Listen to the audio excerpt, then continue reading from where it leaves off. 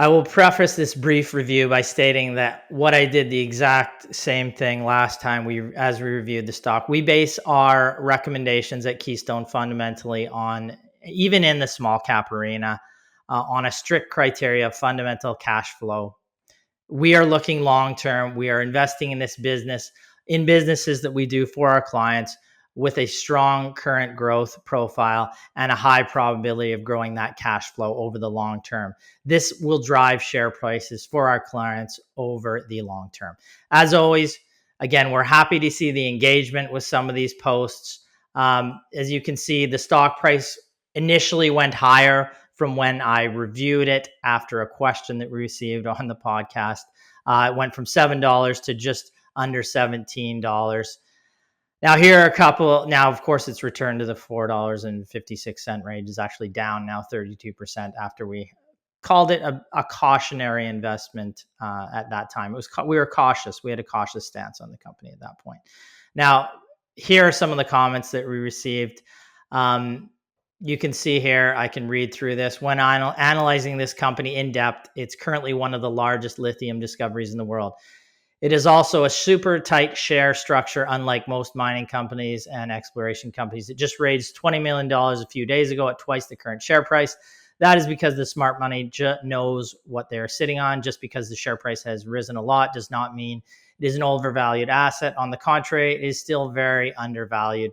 This time next year, the stock will be worth $30. Most people miss this plays like this because they get in too late. Just look at Great Bear, blah, blah, blah. 50 cents to $30 in a couple of years. They have mined, blah, blah, blah. Now, again, this is kind of missing the point of what I'm talking about when I talk about a company like this. It doesn't make our initial criteria, which is cash flow, so we cannot invest in a business like this. And it's not that I was saying it was overvalued or undervalued. It just doesn't make our current or our criteria for initial investment. Again, here's further comments. Initially, again, the stock went higher, but now it's down 32%. And they gave their opinions here saying that didn't age too well. Now, I guess I could sit here and say and dunk on this poster and say, now the stock is down 32%. So who was right in the long term? But frankly, that's not the purpose of our podcast. What we're trying to convey here, is really our investment philosophy and why we utilize it and try to educate investors as to why we see it as a more successful model, particularly for investors looking to try to find long-term winners, stocks that can truly change their portfolio. Because that is the blue sky potential that anyone is looking for when investing in these junior exploration companies. We believe, and we've seen it firsthand, that you do not have to take the level of risk inherent in these types of ventures to achieve the returns, even the 10 times returns or at least companies that have potential of achieving those type of returns that most investors who invest in these companies, or they call it investing, they speculate in these companies, are looking for. Now, I've been doing this for around 25 years, and the amount of long-term successful mineral exploration companies is very low. And the success in picking winners in this sector is more random chance than anything that can be applied with any quantitative or qualitative investment model that I'd feel comfortable with using. I hope this slide that I'm going to have next here helps to illustrate why we focus on profitable businesses. Not that slide, but this slide here. And illustrates why we focus on these profitable businesses versus speculative resource businesses. If you see here, this was a study done on stocks. He studied 26,000 stocks from 1926 to 2015, looking for outperformance there. The most significant variable was net income growth. This is why we use this as a minimum criteria in our investment research. And why we look at profitable small caps? Well, if you look at over the last 10 years, 87% of all global equities that went up 1,000%, the type of returns that you're looking for when you speculate in these junior mining companies and don't find most often, but what you're looking for. Those all started as micro caps, 87% of them, micro and small caps. And the key here is 82% of those were profitable at the start of their ascent. 91% had some history of profitability. You're not going to find that in a company like Patriot Battery Metals. The key for us is combining small, growing, profitable, good businesses that trade at reasonable prices. And this is what we do. Proof is in the results. Over the same 5-year period that we looked at Patriot here, we were recommending a company with great cash flow and earnings growth. And you can see the returns in this business. Hammond Power delivered these type of returns with far, far less risk than a company like Patriot. And it delivered these returns. These are the type of returns that every kind of speculative or small cap investor is looking for. Okay, let's take a brief look at Patriot because we got a question on them. What does Patriot do? They're a lithium exploration company focused on 100% owned Corvette property in the highly prospective EU Itchi James Bay region of Quebec. So what is driving the decline in the share price? For me, it's basic lithium price drop. You can see lithium was on a strong run from 2021 through 2022. And then in 2023 had a precipitous drop. Now, despite forecast of longer term shortages, which still might occur, this kind of stands as proof of the unpredictability of commodity prices generally and the inherent risk of investing in stocks based on a volatile commodity. Now, we can look at the financial statements of this company because that is the way when we get a question, the first thing we do is we look at the financial statements of a business. You can see over the last 8 to 10 years here. I mean, obviously, we wouldn't expect to see revenues in an exploration company, but that's what we see here. And obviously, you can see the operating losses of the business, which would have Patriot not meeting our initial criteria. The balance sheet is fine. There's a strong net cash position here used by or achieved by raising equity, obviously, but there is a net cash position. They will need significantly more capital to actually ever bring a mine to fruition. So our conclusion here is promising project, high risk. The quality, size, and growth of the potential of their flagship Corvette project is high, but the company is well thought of, but the company does not, again, meet our minimum criteria for investment, which is cash flow from current operations. If you're looking for blue sky type returns, there's a better way to do it than speculating on junior mining companies, regardless of the fact that they have a great management team or have cash in the bank or have a prospective project. There's a better way to do it. Find good cash flow producing businesses that trade at reasonable prices and bet on those businesses over the long term, not junior mining companies that have a hope and a prayer of bringing a project to fruition over the long term. That's my soapbox for today.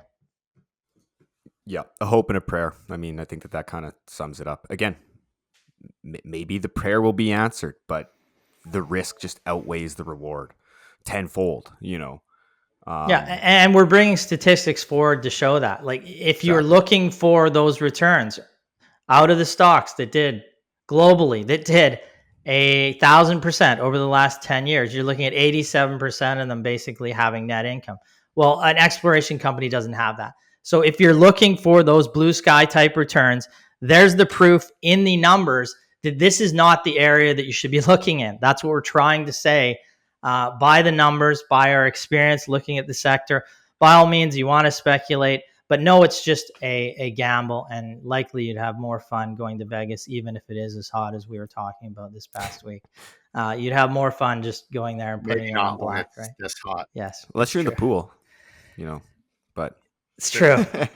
True. Again, this is nothing against Patriot Battery Metals itself. We're not even really analyzing or talking about Patriot. But it is something against companies with no revenue. Yeah, it's something against companies with no revenue. Patriot has no revenue. And when we do a segment like that, because we're asked almost every week about some junior mining company, and we choose to answer very little of those questions because, we'll answer our clients on those questions because the answer is the same. Regardless of the prospects of the individual project or the company or even management success in the past, because we've seen management teams that have had tremendous success on one deposit literally crap the bed on another deposit. It can be a different type of animal going from one skarn deposit to another type of deposit.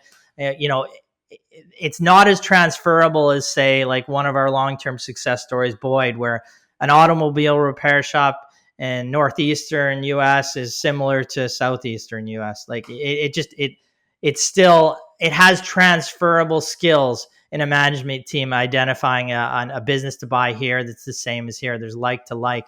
It doesn't always happen that way in the mining sector, and without the cash flow, we really have nothing to analyze. So again, it's not anything against Patriot Battery Metal, and all the investors who love this company will be coming after me on YouTube because I said, how dare you say that Patriot Battery Metal is a poor investment? Well, I'm not even saying that. What I'm saying is, if this is the criteria you use to identify great long-term growth companies, you're not going to be successful over the long term. And that comes from 25 years experience and from those statistics that I just put up in front of you. So don't ignore the stats. Ignore me if you want to. Don't ignore the statistics that are staring you in the face. Look for good companies. They have some net income. They're growing it. That's how you get the long-term 10 baggers that people are looking for when they invest in these companies. Yeah, you can even just, when you had the price of lithium up, you can just see it mirrors the price of the Patriot Battery Metals. Like there's a bit of operational leverage on it, like any miner. Yeah. That's what it's mirroring. That's what you're gambling on. And you can see the EV hyperbolishness that you saw in 2021, 2022, and early into 2023 fell apart. And then now you've seen lithium prices collapse. And Patriot Battery Metals, I don't think they're looking to produce until 2028, 2029. Who knows how many mines and discoveries you're going to have between then and now, and what battery shifts you're going to see then. Are you going to see lithium come into batteries less by then if there's so much research and development being poured into this? Mm-hmm. Like that's the issue with these. You're gambling 4 years out before even any potential tangible cash flows can maybe enter the space. Yeah, and you juxtapose that to, like, I put up the chart of Hammond Power there. The stock was then trading with a net cash position. You could have bought it at 7 times, 6 times earnings. There's a growth path ahead of it, a strong dividend. Like the dividend has gone up 270% over that period. Like your effective yield has gone to almost 17% just for the dividend over that period. That is a great long-term growth stock that could be bought at far less, 5 years ago, far less than where many junior exploration companies were trading for that had zero, that had just a moose pasture in Saskatoon. Sorry, Brennan, but a moose pasture there. And they had a valuation of 100 million, and, Hammond Power could be bought, in that range.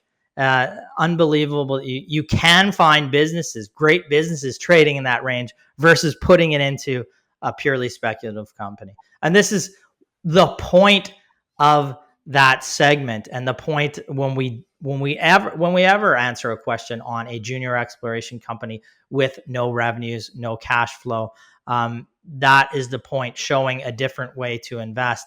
And then, of course, many investors or many listeners that are looking at that, or people who pick up on that YouTube commentary on Patriot Battery, miss the plot. They miss the plot completely. The plot isn't really to talk about how horrible Patriot Battery Metals is. I hope the company does tremendously well. It'd be great to see that company. It's a great Canadian company. I'd hope it becomes a great Canadian company is what I'm saying.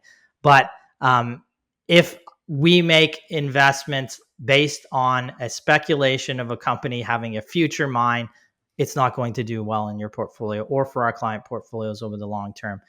We have a different way to invest, and that's what we're trying to show through the podcast. All right, that's enough on that, beating a dead horse.